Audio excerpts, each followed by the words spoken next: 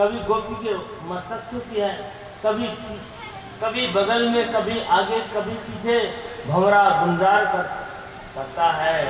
और उस भंवर को एक दूत समझ करके एक गोपी कहती है, मधुप की तब बंधो मातृ सपत्ना कुछ गिलुलितमाला कुंकुम सुदीर्णा बहुत मधुपति स्तन मानिनीनां प्रसादम यदुपतिदम्यम यदूतसमुद्रे। हे मधु, हे षड्हंग्रे छापों वाला, तुम कितने धूर्त हो। हम जानते हैं कि तुम वो अपने स्वामी से सीख के आया, अपने स्वामी के जो अंगराग वहाँ के मान्यों की पूछ में, मान्यों के बक्षस्थल में लगा होगा, और उस बक्षस्थल में बैठ करके और तुम आया है हमें प्रसाद देने के लिए? नहीं, हमें नहीं चाहिए।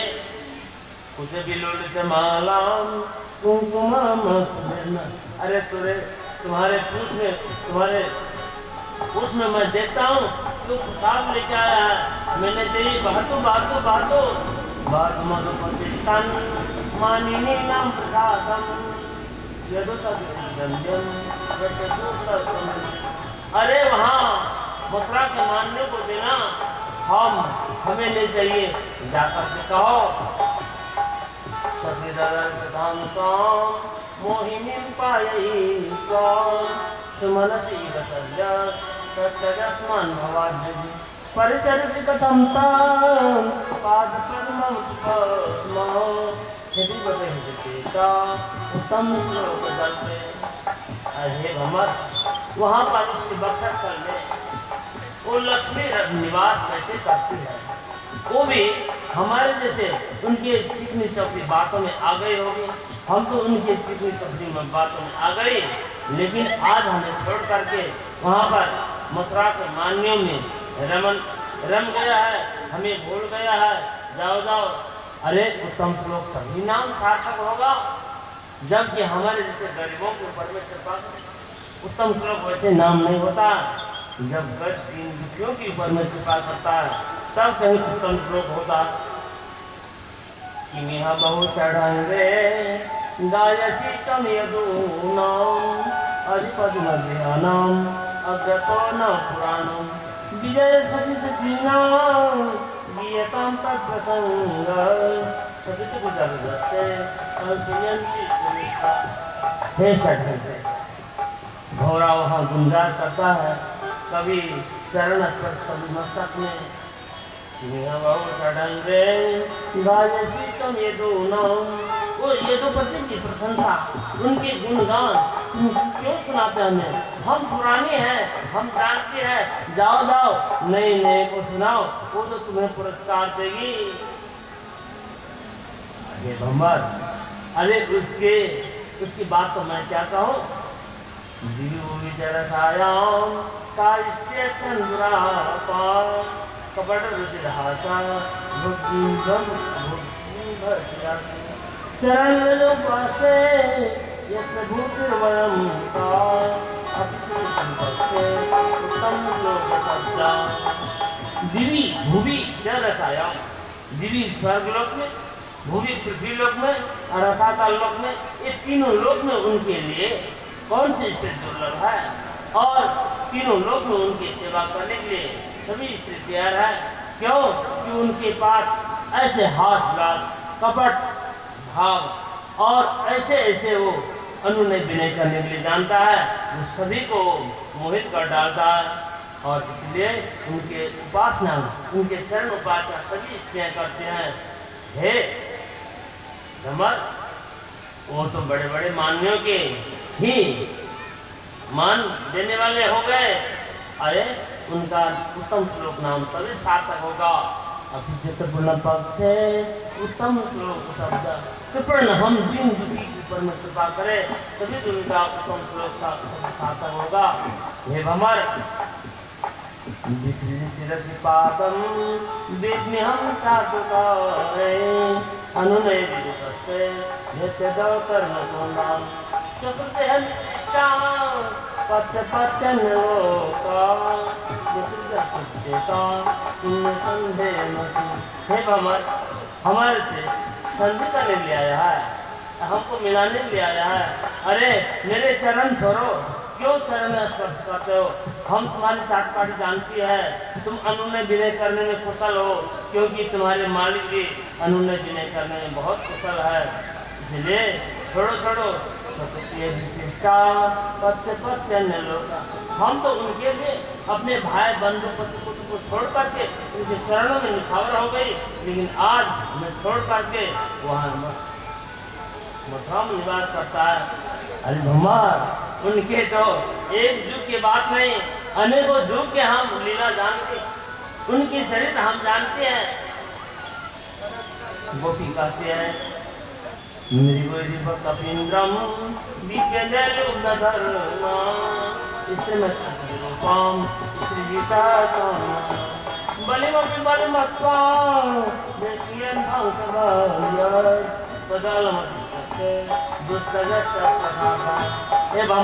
उसके चर्चा मत करो, मेरे पास मत गुनगुनाओ, हम उसके बाद जुग जुगों की बात जानते हैं।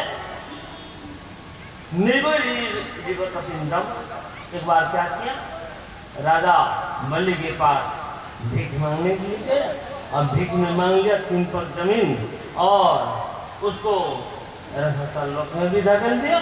एक ऐसा मांग भी लिया और रसातलोक में धकेल भी दिया। अरे रामावतार में क्या किया, उसके पास सर्पनेखा उसको पति बनाने के लिए या हाँ भाव करने के लिए गए, और उसको क्या बिगाड़ा, उसको नाक कान काट करके उसको कुरूप कर दिया। अरे बलिमा की बलिमाता निर्वलिव कपीन्द्रम, अच्छा छुप करके वो बाली को ब्याज स्नान मार दिया और उसको उसकी पत्नी को विधवा बना। ऐसे ऐसे कर्म को कर्म किया है, और हम उसे कैसे संधि करें? छोड़ो छोड़ो, उनकी चर्चा मत करो। हे भगवान, यदि कहो कि फिर उसके गुणगान क्या क्यों करता है, क्यों करती है? यदि चरित लीला कर्ण की औषधि को शत्रुघ्न बंधु द्वंद धर्मा शबद कुंभम दीनोत्रे जदीना भावी अभ्यंगा विश्वचर्याम। क्या कहूँ, उसकी चर्चा तो फिर छोड़ा भी नहीं जाता। उनकी चर्चा करके, उनके गुणगान करके दिल की व्यथा समाप्त होती है। इसीलिए जो साधु संत लोग उनकी चर्चा करके दीक्षुक वृत्ति से चलते हैं, भ्रमण करते रहते हैं। हे भ्रमण, क्या कहें, उनके बातों कितनी कभी बातों में हम आ गए। वह मृतनी बजीमा निवाद्या कृष्ण बद्धो हरिण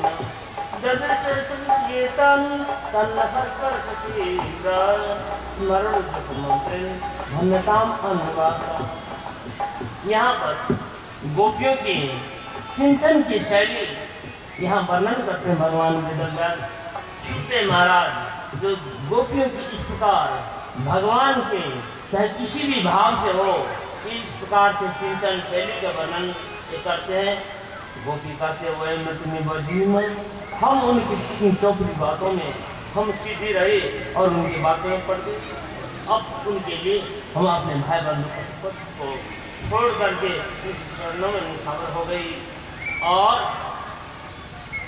आज हमें विरह के आग लगा करके अभी वो मथुरा में निवास करते हैं। दूसरे चर्चा करो, छोड़ो उनकी चर्चा, उनकी बात हमें पसंद नहीं है।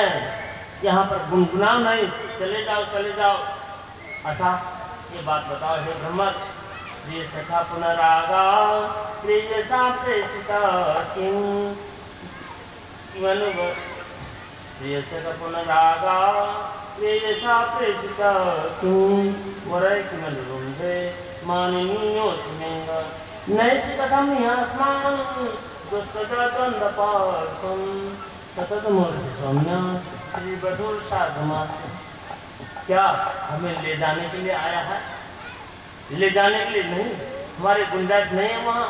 वहाँ पर उनके बक्स स्थल में लक्ष्मी निवास करते हैं, हमें वहाँ गुजारा नहीं है।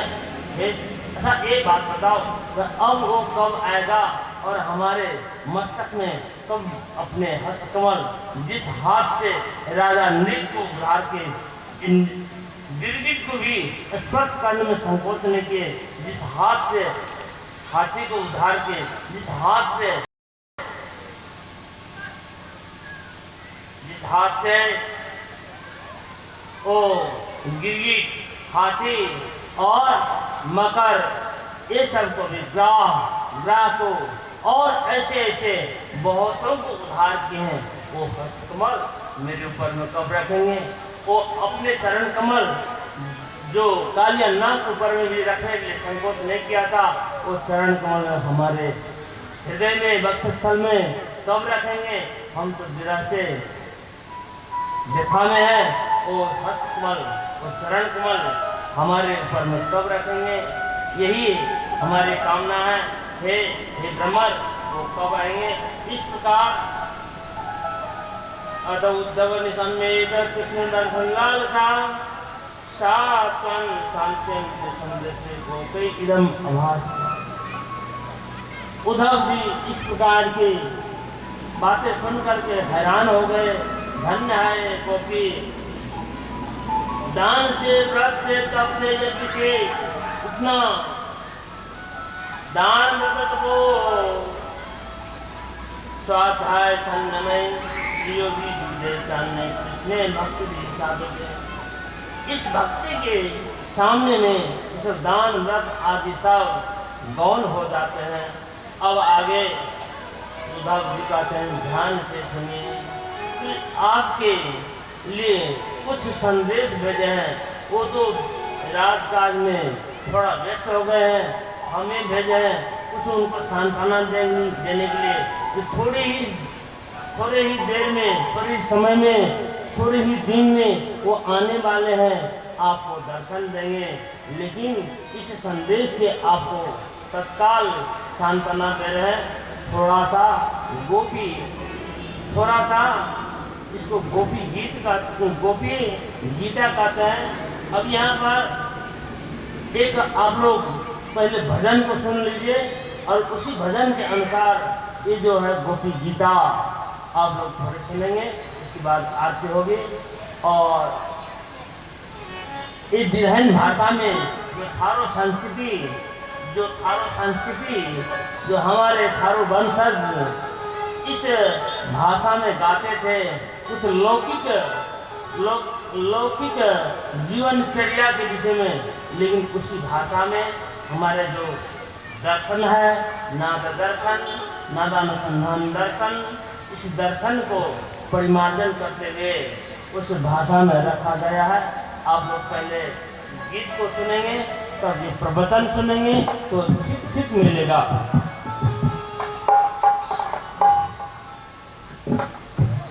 बोलिए प्रेम से वृंदावन बिहारी लाल की जय। आप लोगों ने गुरुदेव जी से सुन ही चुका यह विरह गीत गाने के लिए हमारे विलयपुर से विष्णु तहसील और पोखरिया से रखनी तहसील दोनों बहन सोनी और मोनी है और हमारे गुरुदेव जी के प्रिय शिष्य साधिका सर भी हैं। और इन नाद भजन एवं नाद सूत्र के भजन के ये लोग स्पेशलिस्ट गायक हैं। बहुत ही मधुर ही भाषा में ये लोग भजन गाया करती है और इनके भजन सुनने की आप लोग कृपा करें।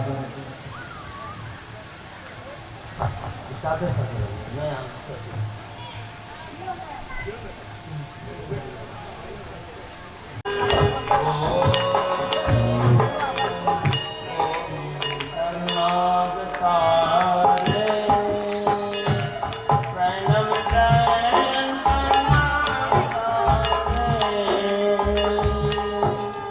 भक्तजनों के मन को ज्योति जनों के चित्त को समाने लीन करे। ओम जय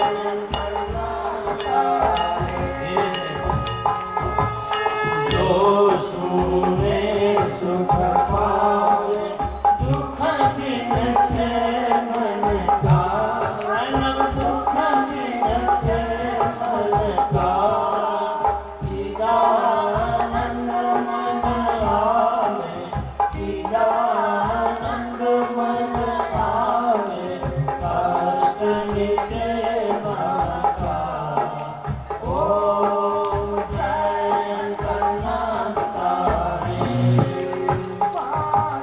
विचारों में श्रवण करो किसके भजन श्रवण करो किसके तुम दिन और न पूजा तुम दिन और न पूजा ज्ञान न लो जिसकी।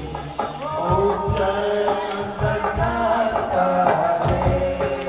तुम हो राम परमात्मा तुम अंतर्यामी परमे अपर ब्रह्म ईश्वर अपर ब्रह्म हो ईश्वर तुम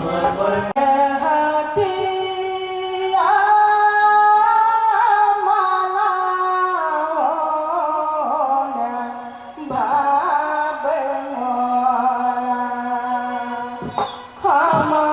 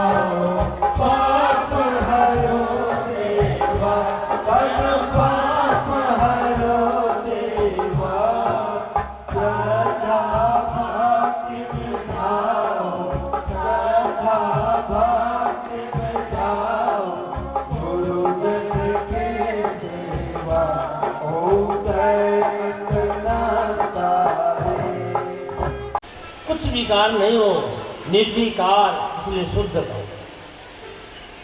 आत्मा ज्ञान में शुद्धो व्यतिरिक्त तो गुणान्वय। और जैसे फूल की माला जब हम पहनते हैं, चाहे कोई भी माला पहनते हैं, उस माला में धागा सूत रहता है और वो सूत में सभी फूल गुथा हुआ रहता है, और जब सूत निकाल देंगे सब फूल इधर उधर हो जाएगा, सब दाना इधर उधर हो जाएगा, बिखर जाता है। उसी प्रकार ये सूत के समान ये आत्मा है।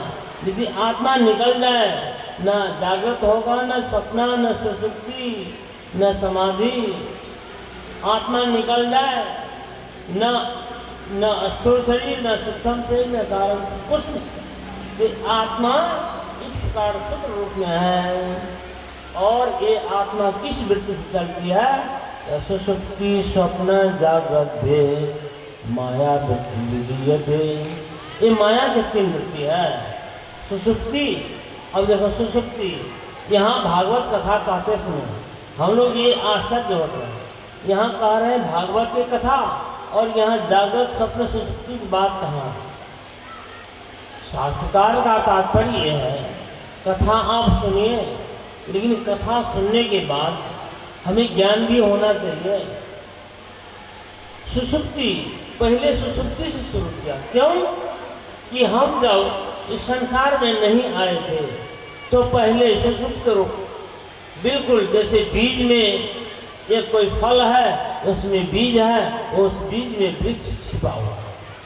उसी प्रकार बीज रूप रचना सुसुप्ति, घोर अज्ञान, और फिर वहां से स्वप्न में आ जाते हैं और फिर स्वप्न में सारे संसार वहाँ अंकुर के समान होते हैं। बीज से अंकुर निकल गया और अंकुर से जब घास हो जाता है तो हम लोग जागृत में पूरे संसार में फल होता है।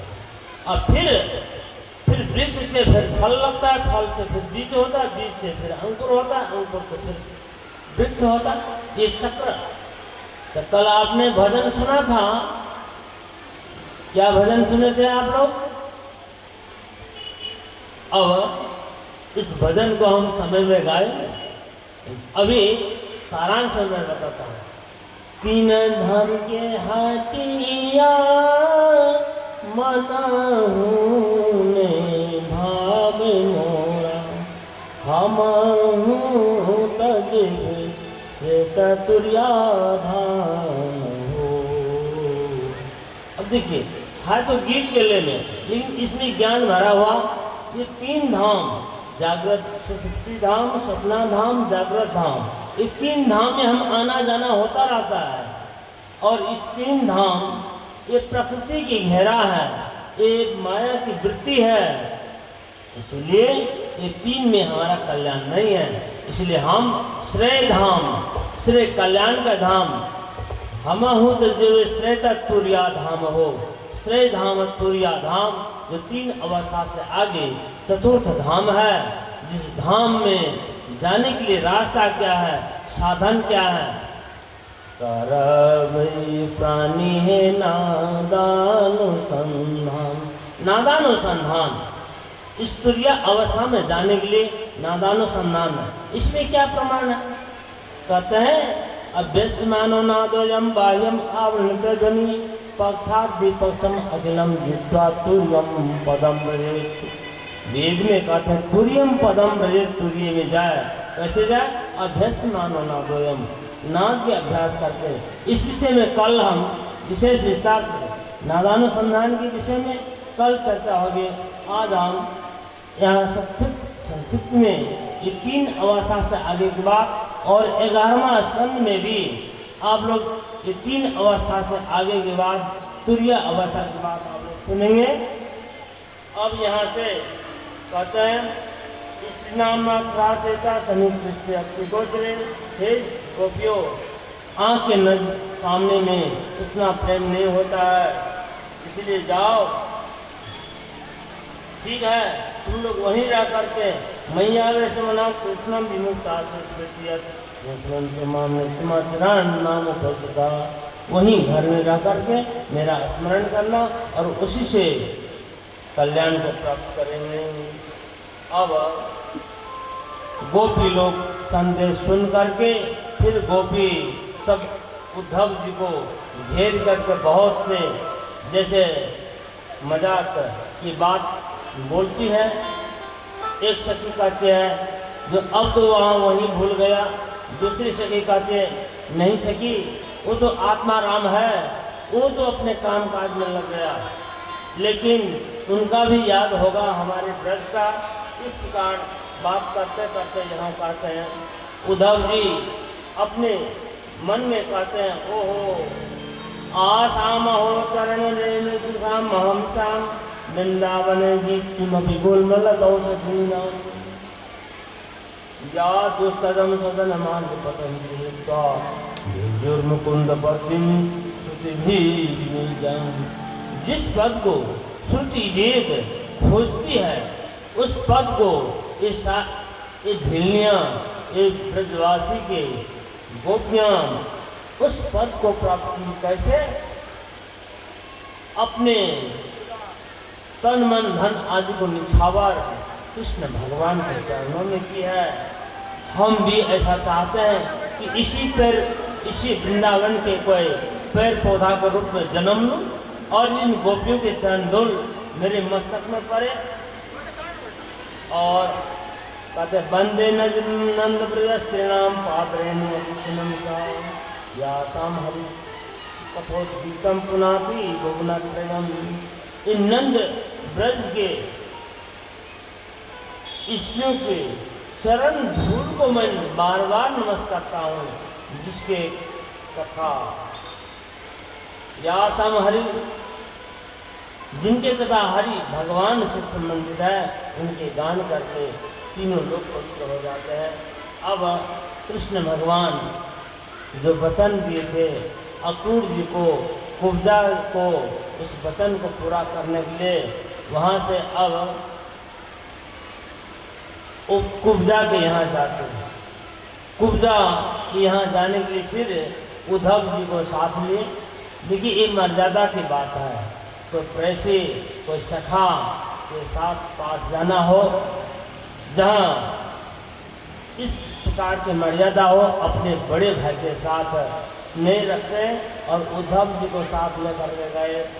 उद्धव जी को साथ लेकर के जाते हैं तो कुब्जा जो शैलेंद्री थी, बहुत दिन से प्रतीक्षा में थी, बहुत सुंदर आसन वासन आदि सब कुछ दिए। कृष्ण भगवान उस आसन में बैठते हैं, उद्धव जी नीचे बैठ जाते हैं, क्योंकि स्वामी के साथ नहीं बैठते हैं। उद्धव जी नीचे बैठ गए। यहाँ पर शिष्टाचार भी दिखाते हैं। ये जो व्यवहार है शास्त्र में, ये शिष्टाचार बताता है। और देखिए कौन किस भावना से मानते हैं, सबके अपने अपने अलग अलग भावना है। भागवत में छूट दिया है, कोई वात्सल्य भावना से, कोई सखा भाव से, कोई काम भाव से, कोई अन्य भाव से, ये सब अपने अपने भाव से भगवान को मानते हैं। और शैलेंद्री संकोच कर रहे थे, भगवान उनको हाथ पकड़ कर बैठा लिए और जब बैठा लिए अपने अंग संग से भगवान को उस कुब्जा के सिर में इतना तेज संचार करते हैं, वो मुग्ध हो गई। वो मुग्ध हो जाती है और कहती है, हे भगवान आप यहीं रहे, आप यहीं रहे, हम आपके साथ रहेंगे। लेकिन मर्यादा है। भगवान कहते हैं, हे देवी, हम ठीक है आपके कहने से यहाँ पर आए हैं, लेकिन हम तो व्यस्त रहने वाले हैं, यहाँ हम रह नहीं सकते। हम तो कर्म के मने समय के परिबंध में, हम राजकाज में बोले हैं, हम यहाँ नहीं रह सकते हैं। और उनको यथेष्ट वरदान करके, वरदान दे करके वहाँ से चले जाते हैं। यहाँ पर सुखदेव महाराज कहते हैं, हे राजन, ये कैसे दुर्भगा ये शैलेंद्री कुब्जा, जो कैवल्यनाथ भगवान को प्राप्त करके एक संसार के विषय को मांग लिया। यहाँ तक सेवम कैवल्यनाथम तम प्राप्त दुष्प्रापम ईश्वरम अंगरागार्पणेना हो दुर्भगा इदम अयाचता। दुर्भगा इदम, ये दुर्भगा, ये दुर्भाग्य वाली, वो सेवम कैवल्यनाथम, कैवल्य के स्वामी, कैवल्य। अब यहाँ शास्त्र में हम सुनते हैं कैवल्य किसको कहते हैं, कैवल्य शब्द का अर्थ क्या है। ऐसे ऐसे शब्द है जिसको कहना बहुत कठिन हो। नाना मार्गेषु दुष्प्राप्यम कैवल्यम परमं पदम, अनेक मार्गों से बहुत, जैसे कैवल्य परम पद जो है, जो छोटे मोटे साधन है उससे नहीं, कैवल्य जो है किसको कहते पहले, जहाँ केवल आत्मा है।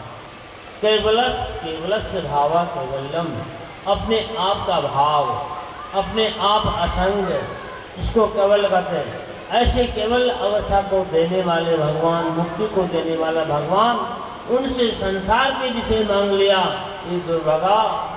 सुखदेव महाराज कहते हैं, राजन ये दुर्भगा धारी, उनसे तो मोक्ष मांगना था, भक्ति मांगना था, ज्ञान मांगना था, लेकिन एक संसारिक विषय की अभिलाषा के अब यहाँ वहाँ से चले जाते हैं अक्रूर जी के पास, और अक्रूर जी के पास जाकर के भगवान कहते हैं, हे भगवान, हे चाचा जी, आप लोग तो तीर्थ स्वरूप हैं,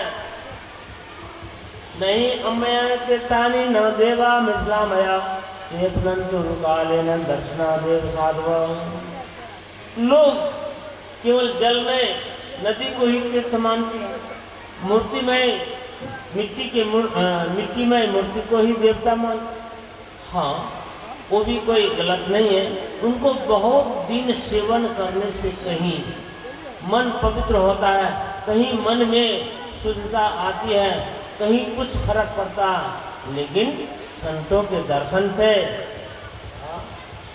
ते पुनंत उरु काले में बहुत समय तक लोग बहुत वर्षों तक पूजा आजा करते रहते हैं, स्नान करते रहते हैं, व्रत करते रहते हैं, इन मन में परिवर्तन नहीं आता, मन में परिवर्तन नहीं आता, मन बदलता नहीं, बस वही हम बाहरी क्रियाकलाप में रहते हैं, मन नहीं बदलता। इसलिए कहते हैं ते पुनंतुर काले न दर्शना देव साधवा। दर्शन साधु लोग दर्शन से ही लोग पवित्र कर देते हैं। क्यों? कि उनकी वाणी से यदि मन बदल गया तो तत्क्षण बदल गया, तत्क्षण पवित्र हो गया। आज एक व्यक्ति कोई माला धारण करने वाले हैं और उनका जब वो धारण करेगी तो आप लोग को मालूम हो ही जाएगा। तो जब वो वाणी से मन बदल गया तो पवित्र हो गया तभी से। और यही कहते हैं अब आगे चाचा जी से कहते हैं, चाचा जी आप वहाँ हस्तिनापुर जाइए, और हस्तिनापुर में हमारे जो फूफा के जो संतान हैं 500 पांडव, उनको एक धृतराष्ट्र समान भाव से नहीं मानते, अपने खुद को ज़्यादा मानते हैं, भतीजे को कम मानते। यही विषम भाव है। राजा है तो राजा सबके, उनके लिए सब बराबर है, लेकिन पुत्रानुराग के कारण वो भेदभाव मानते हैं। इसलिए उन्हें जाकर समझाइए। और अक्रूर जी वहाँ हस्तिनापुर आते हैं, भीष्म पितामह मिलते हैं, सबसे गांधारी धृतराष्ट्र आते हैं, धृतराष्ट्र सबसे मिलते हैं, और कुंती से भी मिलते हैं। सबको मिलने के बाद धृतराष्ट्र से कहते हैं, अक्रूर जी कहते हैं, भो भो वैदिकविड्यताम पूर्णाम कृतिवर्धना रात्रि प्रते पांडव आसनम आस्था। हे वैचित्रवीर्य, विचित्रवीर्य का पुत्र है। वैचित्रवीर्य माने विचित्र, वैचित्रवीर्य माने विचित्रवीर्य का पुत्र धृतराष्ट्र। अब पांडु के पुत्र पांडव, संस्कृत में ऐसा व्याकरण के हिसाब से आपको होता है। यहाँ अब देखिए मैं कुछ वंशज का नाम लेता हूँ। शंतनु के पुत्र, पहला पुत्र गंगा से भीष्म पितामह हुआ, जो पहले उसका नाम सत्यव्रत, और वो गंगा एक पक्ष से धृतराष्ट्र और भीष्म पितामह हुए सत्यव्रत, और दूसरा पक्ष जो सत्यवती की, सत्यवती से विचित्रवीर्य और चित्रांगद हुआ। चित्रांगद रोग लग करके वो मर गया। विचित्रवीर्य से भी संतान नहीं हुआ है, लेकिन उनके क्षेत्र है, उनकी पत्नियां हैं, इसीलिए उनका ही पुत्र माना जाता है अधिकार के अनुसार। अब इसके विस्तार कथा महाभारत में है, दिव्य भागवत में भी बताया, यहाँ संस्कृत में बताते हैं कि विचित्रवीर्य का ही पुत्र माना जाता है। विचित्रवीर्य के पुत्र धृतराष्ट्र ज्येष्ठ है, उसके बाद पांडु, और ये दासी पुत्र जो है विदुर जी, विदुर, ये 3 पुत्र। तो सत्यवती की 2 पुत्र, सत्यवती के विचित्रवीर्य और चित्रांगद। अब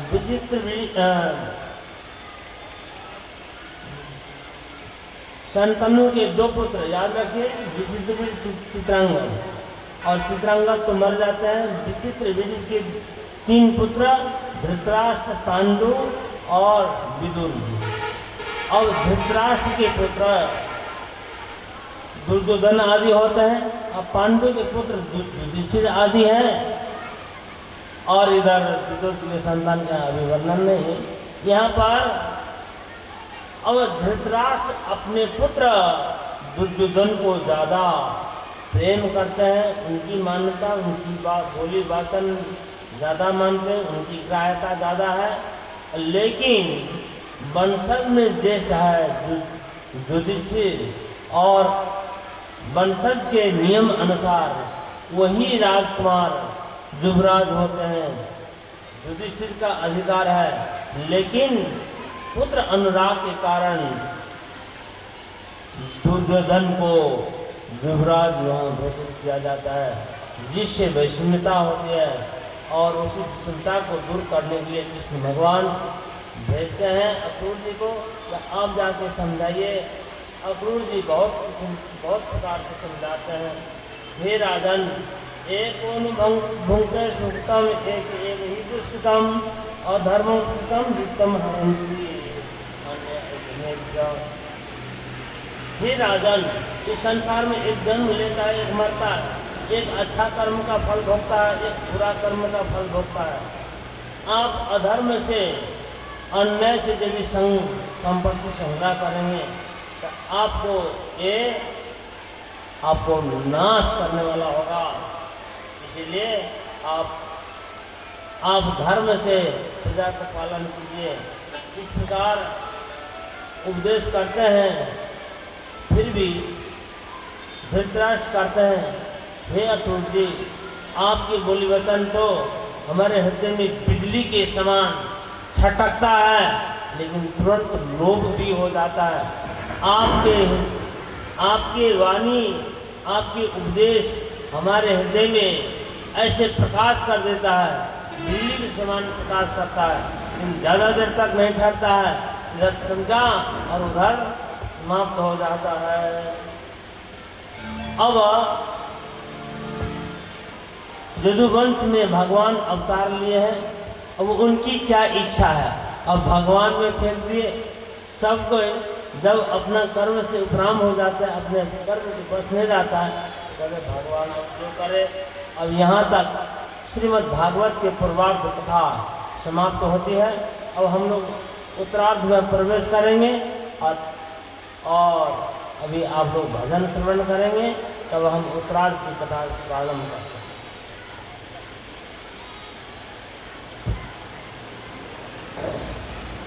बोलिए प्रेम से वृंदावन बिहारी लाल की जय। अब फिर हम लोग चलते हैं भजन की ओर। आप सबों के बीच ईश्वर आनंद जी, कार्तिक निराला जी, विनोद सागर जी भजन को संगति करते हुए आप सबों के बीच आप श्रवण करने की कृपा करें। आइए।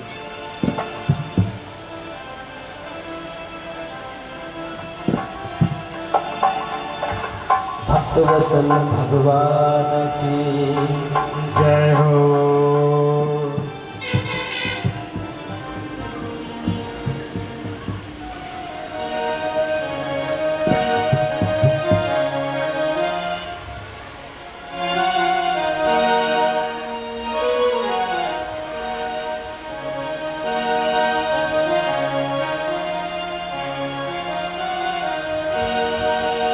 इतनी शक्ति हमें देना दाता,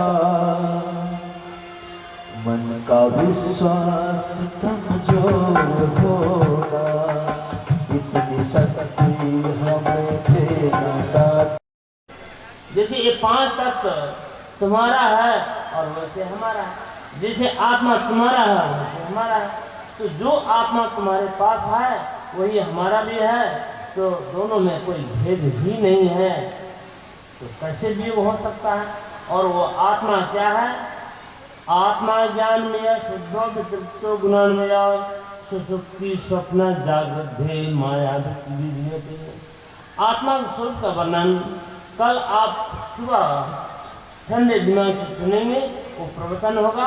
और यहाँ पर यही कहने जा रहे हैं, सुसुप्ति स्वप्न जागृत ध्येय माया विद्यते। आत्मा की एक तीन वृत्ति है, चाहे हिंदू हो, मुसलमान हो, बौद्ध हो, जैन हो, चाहे कोई भी हो, चाहे लंदन के हो, अमेरिका के हो, नेपाल का, कहीं का भी हो, मनुष्य मात्र में एक तीन धाम है। सुसुप्ति जहाँ पर हम बेभान पड़े रहते हैं, एक धाम। सपना जहाँ हम कहाँ से कहाँ देश विदेश हाट बाजार घूमते, दूसरा सपना धाम। ये जागृत धाम में अभी हम लोग ये व्यवहार करते हैं। ये तीन धाम में आना जाना होता रहता है। लेकिन यहाँ पर भजन में आपने सुना, तीना धाम के हटिया मन होने भावे मोरा, हमो तक देवे श्रेता तुरिया धाम हो। ये तीन धाम में हमारा कल्याण होने वाला नहीं। जहाँ हमारा कल्याण होगा वो तुरिया धाम है, जो चौथा धाम है, उस धाम में हम जाएंगे। और कैसे जाएंगे? करब साहब नादानुसंधान। इस तुरिया धाम में जाने का साधन शास्त्र में बताया है, नादानुसंधान। जो नादानुसंधान के विषय में न करते दिन में आप लोग प्रवचन के रूप में विशेष रूप से सुनेंगे, वो प्रवचन के रूप में विशेष रूप से सुनेंगे। और वो तुरिया धाम में जाने का साधन ये नादानुसंधान। और इन्हीं की दीक्षा चाहे कोई भी संप्रदाय का हो, वो भी ये प्राप्त कर सकते हैं। और इसी विषय में इसके विशेष विस्तार है, और हम अभी ज़्यादा वर्णन करने के लिए नहीं जा रहे हैं, क्योंकि समय बहुत अधिक हो गया। और आरती की ही तैयारी करेंगे। इस ग्रहण आरती है आरती, पापियों को पाप से हटाती।